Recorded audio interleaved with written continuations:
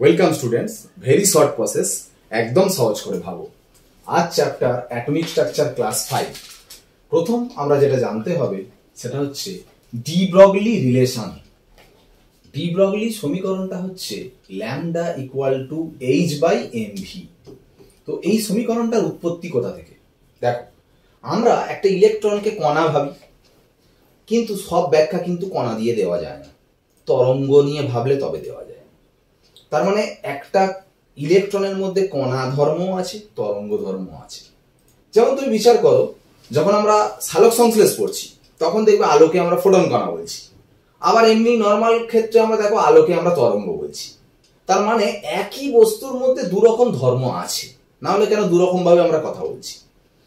তো এখন বোর বা তারপরে সোমারফিল্ড ওনারা ইলেকট্রনকে কণা রূপে ধরেছেন, কিন্তু তার পরবর্তীকালে যখন আরো ডিসকাশন হলো, ডি ব্রগলি যিনি করেছেন, যে উনি প্রথম বলেছিলেন যে কণা ধর্ম ছাড়াও কিন্তু ইলেকট্রনের মধ্যে তরঙ্গ ধর্ম আছে। তো সেই জন্য এমন একটা সমীকরণ আমার প্রয়োজন যেটা কণা হোক বা তরঙ্গ হোক সবার জন্য এই সমীকরণটা খাটবে। সেটাই হচ্ছে ডি ব্রগলি সমীকরণ। এইটা lambda equal to h by m v. এটা কোথা থেকে উৎপত্তি যদি বলো, আইনস্টাইন সমীকরণ সবাই জানো, এটা ই সমান এমসি স্কোয়ার। আর প্ল্যাঙ্কের সমীকরণ তোমরা জানো, ই সমান এইচ নিউ। ই সমান নিউ মানে আবার জানো সি বাই ল্যামডা। তাহলে দুটো ই কে যদি আমি সমান করে দিই, এইটা আর এইটা যদি সমান করে দিই, তাহলে দেখো এমসি স্কোয়ার সমান এইচ সি বাই ল্যামডা। তাহলে দেখো একটা সি কেটে গেলে lambda equal to h by m c. দেখো সমীকরণটা চলে এসছে। তুমি বলবে কোথায় স্যার সিটা ভি হলো কেন? অ্যাকচুয়ালি যেহেতু এই সমীকরণটা সবার জন্য খাটছে, সে কণা হোক বা তরঙ্গ হোক, তো সি মানে তো সবাই জানে তরঙ্গের জন্যই সাধারণত তরঙ্গ বেগ বলে। তো শুধু তরঙ্গের জন্য তো এই সমীকরণটা নয়, এটা তো সবার জন্য। সেই জন্য আমরা সিটাকে ভি দিয়ে প্রতিস্থাপন করেছি, মানে সাবস্টিটিউট করেছি। ওই জন্য সি এর জায়গায় আমরা ভি বসিয়ে দিয়েছি। ওই জন্য ডি ব্রগলি সমীকরণ এটা কণা তরঙ্গ সবার জন্য এই সমীকরণটা খাটবে। বোঝা গেছে? এখন আর একটা জিনিস জানতে হবে, যেটা হচ্ছে হাইজেনবার্গস আনসার্টেনিটি প্রিন্সিপাল, হাইজেনবার্গের অনিশ্চয়তা নীতি। সেটা কি ব্যাপারটা? সমীকরণটা দেখো এইটা দেওয়া আছে। এখন একটা ইলেকট্রন যখন ঘুরছে, মানে নিউক্লিয়াসের চারিদিকে যখন কক্ষপথে ঘোরে, তখন তার অবস্থান বলছে সঠিকভাবে বলা যায় না। হয়তো দেখা গেল অবস্থান তুমি বলছো এইখানটায় আছে, বাস্তবে দেখা গেল যে এখানটায় চলে গেছে। তাহলে অবস্থান নির্ণয় কতটা ভুল হলো বলো তো? এতটা ভুল হলো। ভুলটাকে আমরা অনিশ্চয়তা বলছি। অবস্থান নির্ণয় অনিশ্চয়তাটাকে আমরা বলছি ডেল এক্স। সেরকম ইলেকট্রনের যে ভরবেগ হয়, সেই ভরবেগটাও আমরা কিন্তু যেটা বলি সেটা অরিজিনালের থেকে কিছুটা ভুল হয়, সেই ভুলটাকে বলছি অনিশ্চয়তা। ভরবেগ নির্ণয় অনিশ্চয়তাটাকে আমরা বলছি ডেল পি। হাইজেনবার্গ বলেছেন অবস্থান নির্ণয় অনিশ্চয়তা আর ভরবেগ নির্ণয় অনিশ্চয়তা, এই দুটোর গুণফলটা এইচ বাই 4 পাই এর সমান বা তার থেকেও বেশি হবে। এবার যদি আমি একটু ডিসকাস করি যে ভরবেগ মানে কি, ভরবেগ মানে ভর ইনটু বেগ greater than equals to h by 4 pi, তাই না? ডেল এক্স, দেখো এম ভর তো ফিক্সড, অ্যাকচুয়ালি বেগের দিক পরিবর্তন হয় বলে বেগটা পরিবর্তন হয়, ভর কিন্তু ফিক্সড। ওই জন্য আমি ডেলের বাইরে যদি এমটাকে বের করে দিই, তার মানে এটা সমীকরণ বলা যেতে পারে। তার মানে হাইজেনবার্গ অনিশ্চয়তা নীতির সমীকরণ এই দুটো। পরীক্ষায় ছোট ছোট নিউমেরিক্যাল প্রবলেম থাকতে পারে। এটা অবস্থান নির্ণয় অনিশ্চয়তা যদি বলে দেয়, যদি ভরবেগ নির্ণয় অনিশ্চয়তা তোমাকে বের করতে বলে, তাহলে এই সমীকরণ ইউজ করবে। এই সমীকরণটা কখন ইউজ করবে বলতো? ডেল ভিটা হচ্ছে বেগ নির্ণয় অনিশ্চয়তা। এটা দেখো ভরবেগ নির্ণয় অনিশ্চয়তা, এটা হচ্ছে বেগ নির্ণয় অনিশ্চয়তা। যখন এই বেগ নির্ণয় অনিশ্চয়তা বের করতে দেবে, তখন তুমি এই সমীকরণটা ইউজ করবে। ওকে, এখন একটা কথা বলি, সাধারণত এটা কিসের জন্য আমি ডি ব্রগলির সাথে এটা পাশাপাশি কেন লিখলাম? এই যে অবস্থান নির্ণয় অনিশ্চয়তাটা তৈরি হচ্ছে, এটা কিসের জন্য হচ্ছে? ওই যে বললাম মানে ইলেকট্রনের মধ্যে কণা গুণও আছে আবার তরঙ্গ গুণও আছে।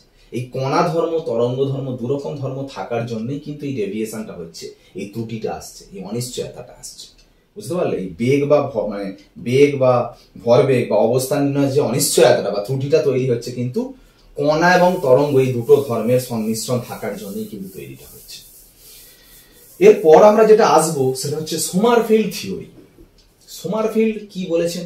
সোমারফিল্ড প্রথম উনি বলেছেন কক্ষপথ বৃত্তাকার ছাড়াও উপবৃত্তাকার হতে পারে। তবে বাস্তবে তখন উপকক্ষ আবিষ্কার হয়নি বলে তাই অ্যাকচুয়ালি উনি উপকক্ষের কথাটাই বলেছেন। যদি আমি তোমাদের একটা কথা বলি, ধরো 4 নম্বর কক্ষ। 4 নম্বর কক্ষে তোমরা জানো 4টে উপকক্ষ থাকে। কি কি?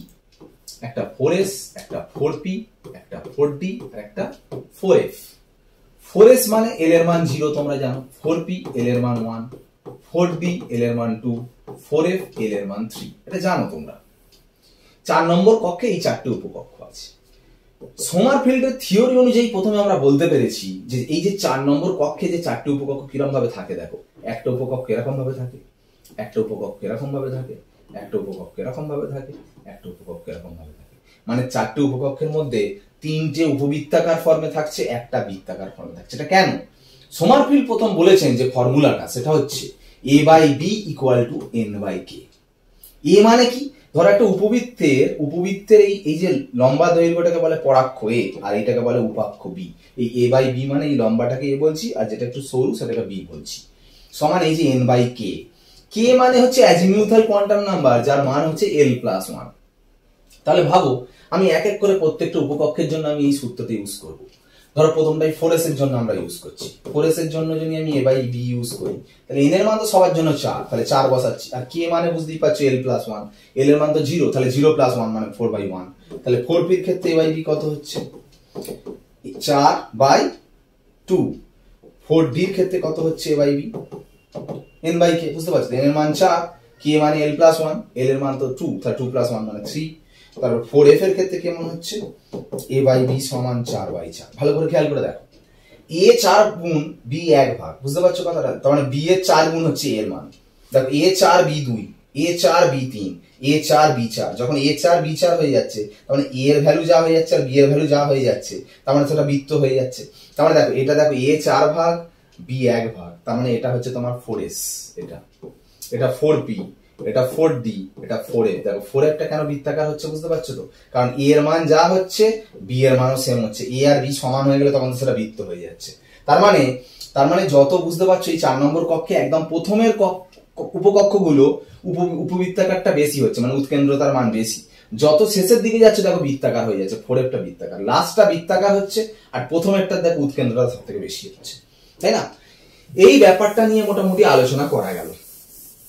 তো এখন আর একটা জিনিস আমি বলবো, কক্ষপথ উপকক্ষ সম্পর্কে টোটাল ডিটেলস নলেজ তোমরা পেয়েছো। এখন যেটা জানতে হবে সেটা হচ্ছে কক্ষকের আকৃতি। মন দিয়ে শোনো, কক্ষকের আকৃতি। কক্ষকের আকৃতি বলতে তোমরা মোটামুটি এস কক্ষক জানো, পি কক্ষক জানো, ডি কক্ষক জানো। যে কোনো এস কক্ষক কিরকম দেখতে জানো? এরকম গোলাকার হয়, দেখো গোলাকার এইরকম। পি কক্ষক গুলো কিরকম দেখতে হয়? ডাম্বেল দেখতে হয়, সরি এরকম নয়, ঠিক এইরকম ডাম্বেল। পি কক্ষক ডাম্বেল হয়। তো পি কক্ষক তোমরা বলবে তো 3টে, তাহলে এরকম ডাম্বেল কিরকম ভাবে? একটা এক্স অক্ষ বরাবর থাকে, এটা ধরো পি এক্স বলছি, ওয়াই অক্ষ বরাবর থাকলে পি ওয়াই, জেড অক্ষ বরাবর থাকলে পি জেড, এইরকম হয়। ডি কক্ষক গুলো কিরকম দেখতে হয়? ডি কক্ষক গুলো এইরকম হয়, আর ওয়াইটা এক্স আর ওয়াই অক্ষের মাঝখান দিয়ে গেলে এটাকে বলে ডি এক্স ওয়াই। আরো আছে d x z, d y z, এরকম ভাবে বিভিন্ন ডি কক্ষক গুলো আছে। তাহলে এস কক্ষক গুলো গোলাকার হচ্ছে, পি কক্ষক গুলো ডাম্বেল আকার হচ্ছে, আর ডি কক্ষক গুলো এরকম দুটো ডাম্বেল নিয়ে হচ্ছে, মানে 4টে লোব থাকছে জাস্ট। তবে একটা ডি কক্ষকে দেখো 2টো লোব, 4টে লোব নেই। যাই হোক, এবার আমি যে কথাটা বলছি খুব ইম্পর্টেন্ট কথা, যে আমি যদি বলি এস কক্ষক কত নম্বর কক্ষপথ থেকে শুরু? 1 নম্বর কক্ষপথ থেকে, মানে 1s। পি কক্ষক কত নম্বর কক্ষপথ থেকে শুরু? 2 থেকে, মানে 2p। ডি কত নম্বর কক্ষপথ থেকে শুরু? 3 নম্বর থেকে, মানে 3d।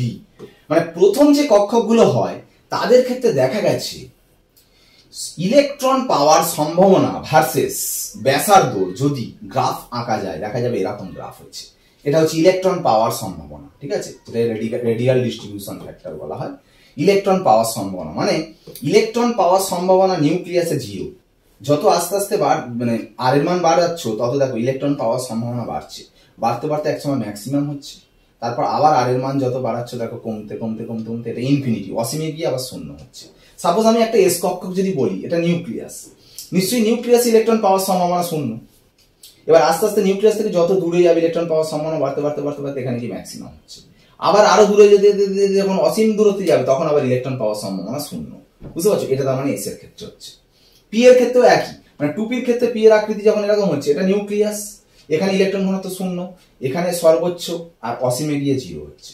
ডি এর ক্ষেত্রেও সেম, ডি এর ক্ষেত্রে এখানে নিউক্লিয়াস 0 ইলেকট্রন ঘনত্ব, এখানটা ম্যাক্সিমাম হচ্ছে, অসীমিকে 0 হচ্ছে। এবারে কথা হচ্ছে এটা প্রথম কক্ষকগুলো হলো, দ্বিতীয় কক্ষক মানে এস এর দ্বিতীয় কক্ষক মানে ধরো 2s, পি এর দ্বিতীয় কক্ষক মানে 3p, আর ডি এর দ্বিতীয় কক্ষক মানে 4d।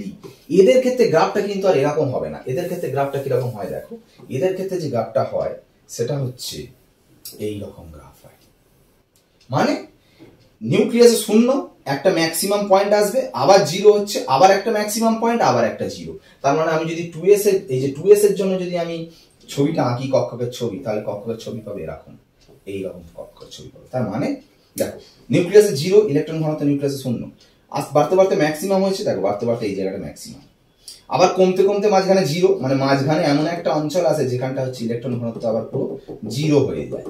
তারপরে আবার বাড়তে বাড়তে আবার ম্যাক্সিমাম এলো, ম্যাক্সিমাম হয়েছে, আবার কমতে কমতে ইনফিনিটি থেকে 0। তার মানে ভাবো এখানে ম্যাক্সিমাম পয়েন্ট একটা পাচ্ছ, এখানে ম্যাক্সিমাম পয়েন্ট দেখো দুটো, আর দুটো ম্যাক্সিমাম পয়েন্টের মাঝখানে এমন একটা অঞ্চল থাকে যেখানে ইলেকট্রন ঘনত্ব 0 হয়। এইটার কথাটা বলতে চাইছি, যেটাকে বলা হয় রেডিয়াল নোড। এটা কিন্তু সবার জন্যই খাটবে, পি এর জন্যও খাটবে।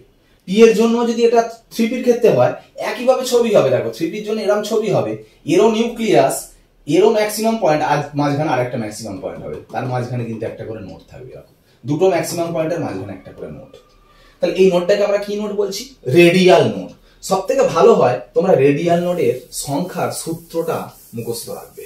রেডিয়াল নোডের সংখ্যার সূত্র হচ্ছে n-l-1। সাপোজ আমি 3s বলছি, 3s মানে বুঝতে পারছো এই ছবি, এর ক্ষেত্রে হবে 3টে ম্যাক্সিমাম, আর রেডিয়াল নোড হবে দুটো, কারণ দুটো ম্যাক্সিমাম পয়েন্টের মাঝখানে হচ্ছে নোডটা থাকবে। তাহলে কটা নোড হচ্ছে রেডিয়াল নোড? দুটো হচ্ছে। দেখো এখানে সূত্র দিয়ে 2 হবে, কারণ n এর মান কত? 3 মানে n 3, s মানে l এর মান 0 মাইনাস 1, তাহলে কত হচ্ছে 2। তাহলে রেডিয়াল নোডের সংখ্যা তুমি যে কোনো কক্ষকের ক্ষেত্রে কিন্তু সূত্র থেকে করে দিতে পারবে, ঠিক আছে? আর একটা জিনিস লাস্ট বলছি, বলে আমি কমপ্লিট করব, যেটা হচ্ছে অ্যাঙ্গুলার নোড। ভালো করে শোনো, এই যে আমি বলছি ধরো px অরবিটাল, px অরবিটালে ইলেকট্রনগুলো কিন্তু x অক্ষ বরাবর এরকম ঘুরছে।